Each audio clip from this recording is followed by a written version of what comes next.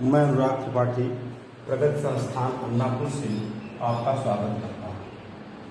आज आपको जो विषय वस्तु पढ़ना है उसका नाम है भारत की प्रमुख घाटियाँ।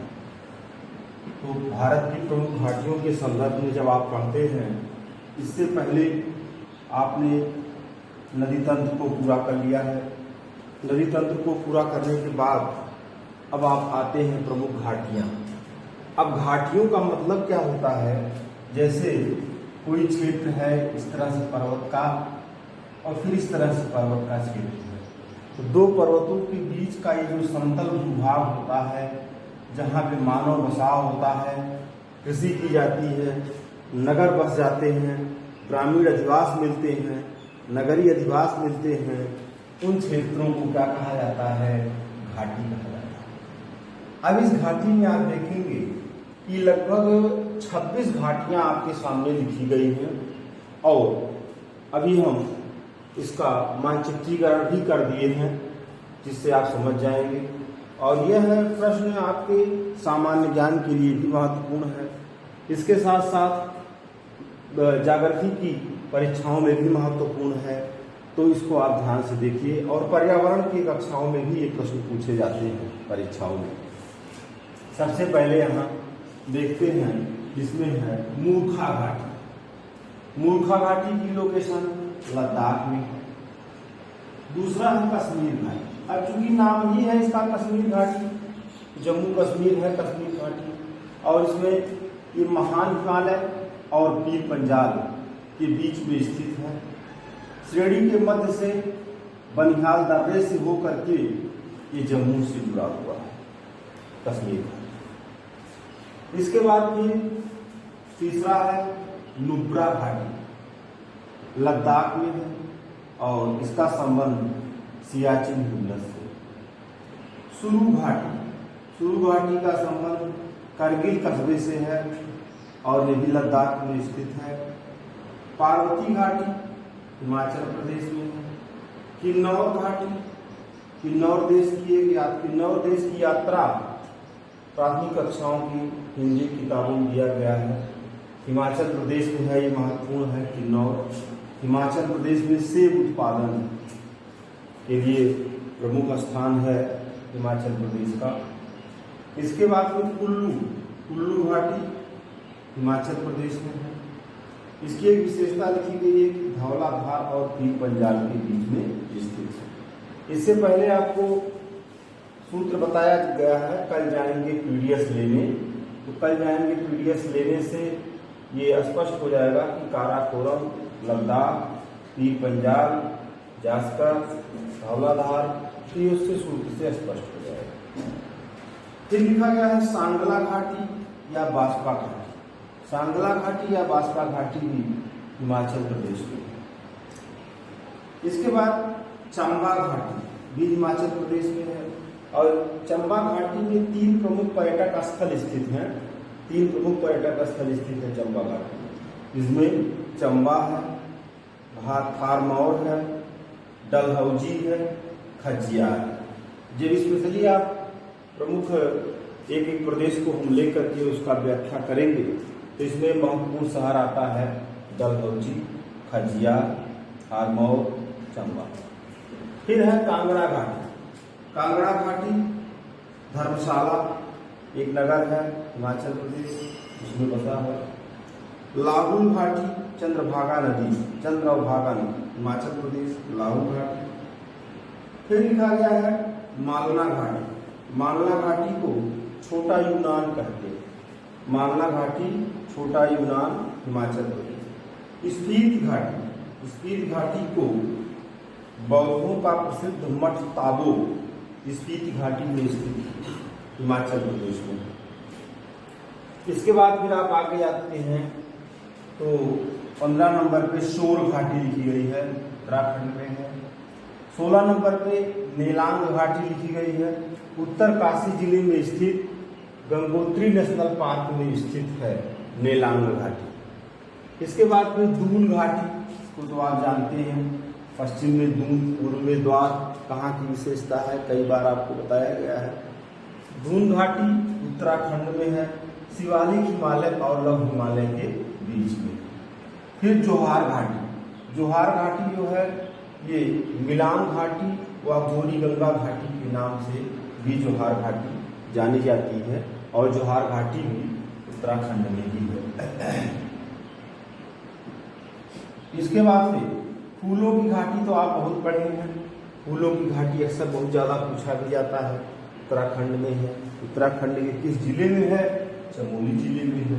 जुकू घाटी, जुकू घाटी नागालैंड में है। इसके बाद में जुकू घाटी की एक विशेषता भी यहाँ दी गई है कि जून एवं सितंबर माह में संपूर्ण घाटी जंगली फूलों से ढक जाती है। फिर इसके बाद यूथांग घाटी, यूथांग घाटी सिक्किम में है। अराक घाटी, अराक घाटी अब आंध्र प्रदेश में है, विशाखापट्टनम के पास में अराक घाटी है। धर्मा, देखिए उत्तराखंड की एक घाटी है और यहाँ छूट गई थी, धर्मा घाटी पिथौरागढ़ उत्तर प्रदेश में है। फिर 24 नंबर पे नेवरा, नेवरा जो है पश्चिम बंगाल के दार्जिलिंग जिले में स्थित घाटी है। कम्बम, कम्बम तमिलनाडु का जब आप क्षेत्र पढ़ते हैं और इतिहास में भी कम्बम क्षेत्र आया है, तो कम्बम घाटी तमिलनाडु में है। इसके बाद शांत घाटी भी बहुत महत्वपूर्ण है, परीक्षाओं में शांत घाटी बहुत पूछी जाती है। शांत घाटी बायोडाइवर्सिटी, जैव विविधता के लिए बहुत प्रसिद्ध है और ये केरल के नीलगिरी पहाड़ी में स्थित है। और पलक्कड़, पालघाट जिला नीलगिरी पहाड़ी के पलक्कड़ में है और पालघाट जिले में स्थित है और नल्ला मलाई श्रेणी में स्थित है। मतलब केरल, नीलगिरी पहाड़ी, पलक्कड़, पालघाट जिला, नल्ला मलाई श्रेणी, बायोडाइवर्सिटी। इतने प्रश्नों को आप देखेंगे तब आपका जो कार्य है वो पूरा हो जाएगा। तो इस तरह से आप इस घाटी को देखें। लगभग 26 घाटियाँ आपके सम्मुख प्रस्तुत की गई हैं। अब इस 26 घाटियों को मानचित्र के माध्यम से आप देखने का प्रयास करेंगे और मानचित्रीकरण में इसको दिखाया गया है, तो आप इसको मानचित्र से समझते हैं और इसकी लोकेशन को और ज़्यादा क्लियर करने का प्रयास किया जा रहा है। अब इसमें देखिए घाटियों के संदर्भ में यहाँ पे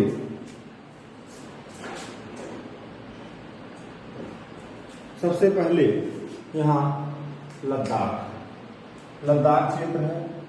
सबसे पहले राज्यों से ही परिचित हो लेते हैं। राज्यों से जब हम परिचित हो लेंगे तब हमको ये समझना आसान हो जाएगा कि घाटी क्षेत्र किस तरह से कहाँ पे है। तो राज्य क्षेत्र में सबसे पहले आप ये देखिए,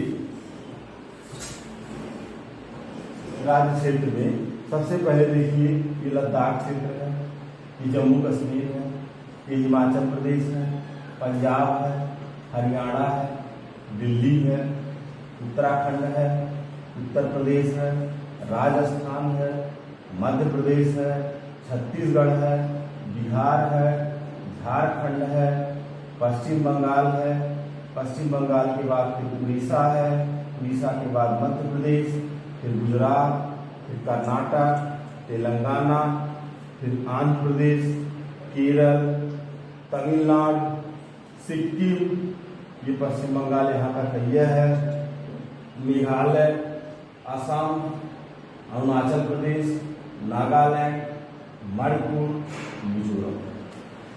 राज्यों को आपने समझा, ठीक। राज्यों को समझने के बाद अब इसमें घाटियों को आप समझते हैं। अब यहाँ देखिए सबसे पहले लद्दाख में आप आ जाते हैं। अब लद्दाख और जम्मू कश्मीर दो नए केंद्र शासित प्रदेश भारत के हैं और क्षेत्रफल की दृष्टि से भी लद्दाख सबसे बड़ा केंद्र शासित प्रदेश अब हो गया है। लद्दाख में मूर्खा घाटी है, नुब्रा है, सुरू, तीन नाम इसमें आते हैं, मूर्खा घाटी, नुब्रा, सुरू। और यहाँ देखिए सबसे अधिक तो हिमाचल प्रदेश की घाटियाँ हैं।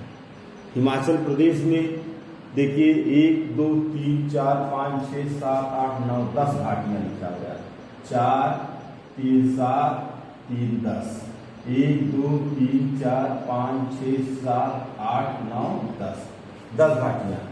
इस घाटियों में पार्वती है, किन्नौर है, पांगी है, कुल्लू है, सांगला, चंबा, कांगड़ा, लाहुल, मालना, स्पीति, इतने हैं यहाँ पे महत्वपूर्ण। इसके बाद फिर आप आ जाएंगे उत्तराखंड में। उत्तराखंड में सूर के बाद नीलांग है, फिर दूल है, जोहार है, फूलों की घाटी है, धर्मा, इतनी घाटियां हैं। सूर, नीलांग, दूल, जोहार, फूलों की घाटी, धर्मा। फिर आप उत्तर में और इधर से आप चलेंगे दक्षिणवर्ती क्लॉकवाइज चलिए, तो यहाँ पे सिक्किम, यहाँ पे कोई घाटी उत्तर प्रदेश में नहीं दी गई है। सिक्किम में यूथांग घाटी। सिक्किम के आगे जब आप पढ़ेंगे, सिक्किम के नीचे ही आप देख लीजिए दार्जिलिंग में नेओरा घाटी। इसके बाद फिर आगे आप पढ़ेंगे नागालैंड में एक प्रमुख घाटी जुकू घाटी। फिर दाहिने साइड में आप आ जाएंगे आंध्र प्रदेश। आंध्र प्रदेश की एक प्रमुख घाटी अराकू। फिर आप आएंगे दाहिने साइड में तमिलनाडु। तमिलनाडु की एक प्रमुख घाटी है कम्बम। फिर आप आएंगे केरल में। केरल की एक प्रमुख घाटी है शांति घाटी।